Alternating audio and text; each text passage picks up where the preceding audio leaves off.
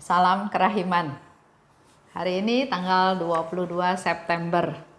Kita akan baca dari diary nomor 22 dan 1264. Kita mulai ya.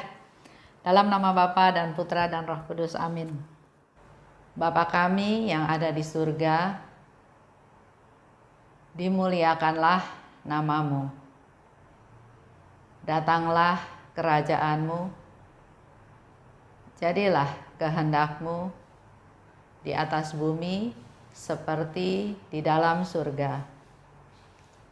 Berilah kami rejeki pada hari ini, dan ampunilah kesalahan kami, seperti kami pun mengampuni yang bersalah kepada kami.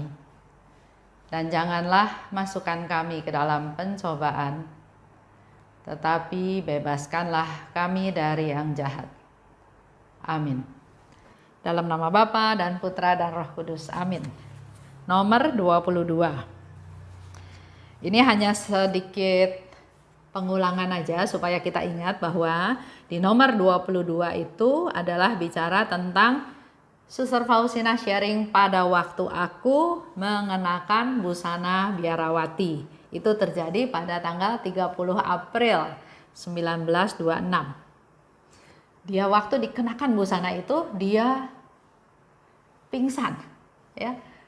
Dan suster yang membantu dia, melayani dia, setelah Suster Faustinanya sadar, mengganggu Suster Faustina. Kenapa kamu sampai pingsan?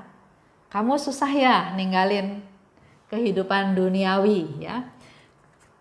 Suster Faustina nggak jelasin, tapi sebetulnya pada waktu dia dikenakan pakaian biara tersebut, dia mendapat satu penglihatan, Tuhan memberikan satu penglihatan kepada dia, betapa banyak dia akan menderita. Itu konsekuensi dari penyerahan diri dia. Tapi penglihatan itu sekejap ya. Karena kemudian Allah memberi penghiburan yang besar kepada Suster Faustina. Kita baca 1264. Penyerahan total kepada kehendak Allah merupakan kasih dan kerahiman sendiri bagiku. Doa penyerahan diri. Yesus Hosti, saat ini aku menyambutmu di dalam hatiku.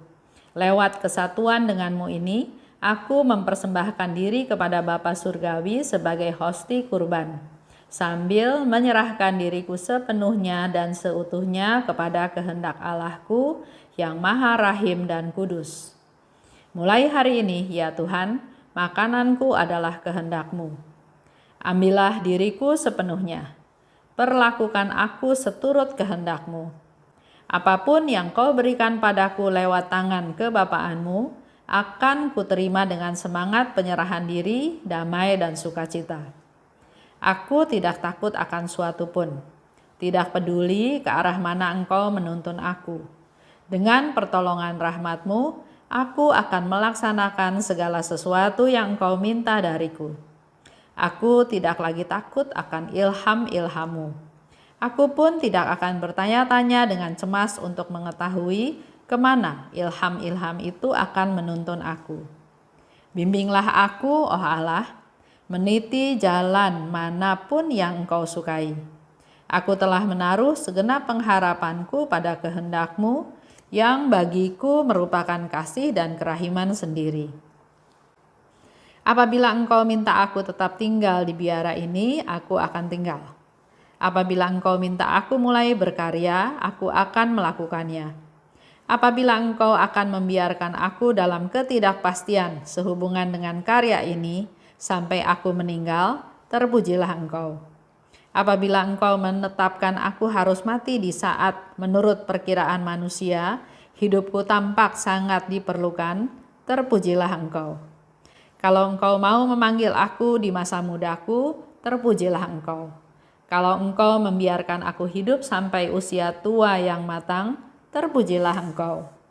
Apabila Engkau memberi aku kesehatan dan kekuatan, terpujilah Engkau. Apabila Engkau mengikat aku di tempat tidur penderitaan biarpun seumur hidupku, terpujilah Engkau. Apabila Engkau memberi aku hanya kegagalan dan kekecewaan selama hidupku, terpujilah Engkau. Kalau Engkau membiarkan intensi-intensiku yang paling murni dikutuk, terpujilah Engkau. Kalau Engkau menerangi budiku, terpujilah Engkau. Kalau Engkau membiarkan aku di dalam kegelapan dan segala macam siksaan, terpujilah Engkau. Sejak saat ini aku hidup dalam damai yang mendalam, sebab Tuhan sendiri menggendong aku dengan tangannya. Ia, Tuhan kerahiman yang tiada tara, tahu bahwa aku hanya merindukan Dia di dalam segala sesuatu, selalu dan di mana-mana. 12:64 bicara tentang penyerahan total pada kehendak Allah. Penyerahan total pada kehendak Allah ini adalah merupakan kasih dan kerahiman sendiri bagiku. Itu ungkapan kasihnya Suster Faustina ya. Di sini Suster Faustina membuat doa penyerahan diri. Bapak Ibu bisa lihat lagi teksnya, lihat di buku doa penyerahan diri. Yesus Hosti, saat ini satu ya. Aku menyambutmu di dalam hatiku.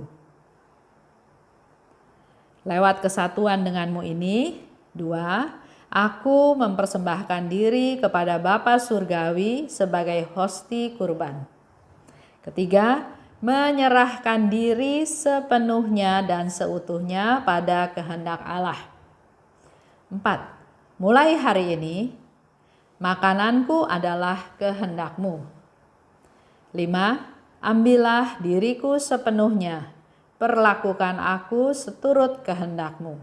6, apapun yang Kau berikan padaku akan kuterima dengan semangat penyerahan diri, damai dan sukacita.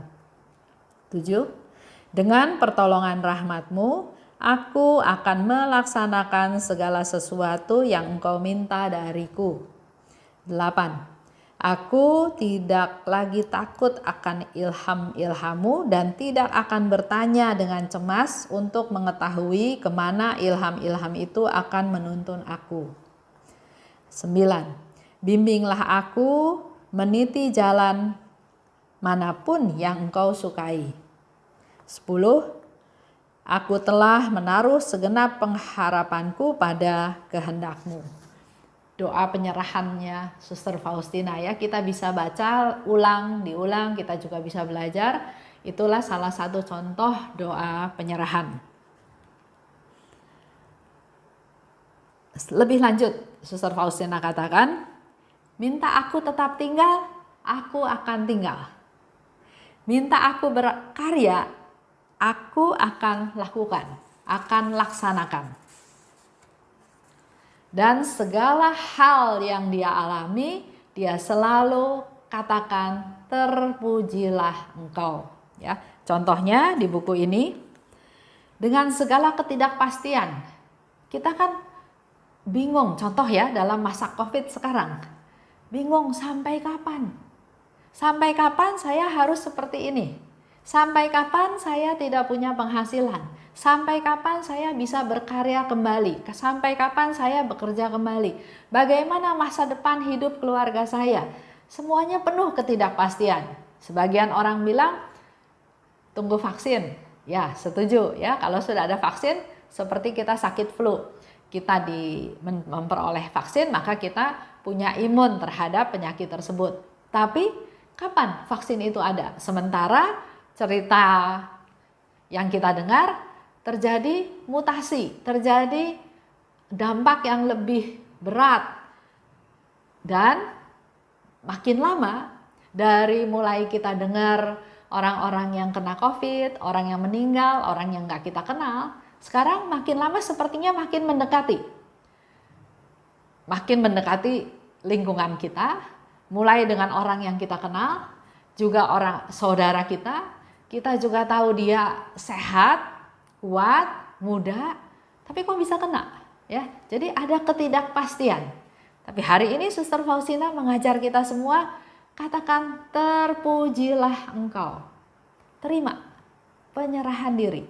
Ya, Ada situasi lain. Kalau engkau menetapkan aku harus mati, terpujilah engkau. Kalau engkau memanggil aku di masa muda, terpujilah engkau. Kalau engkau membiarkan aku sampai usia tua, terpujilah engkau. Kalau engkau memberi aku kekuatan, memberi aku kesehatan, terpujilah engkau.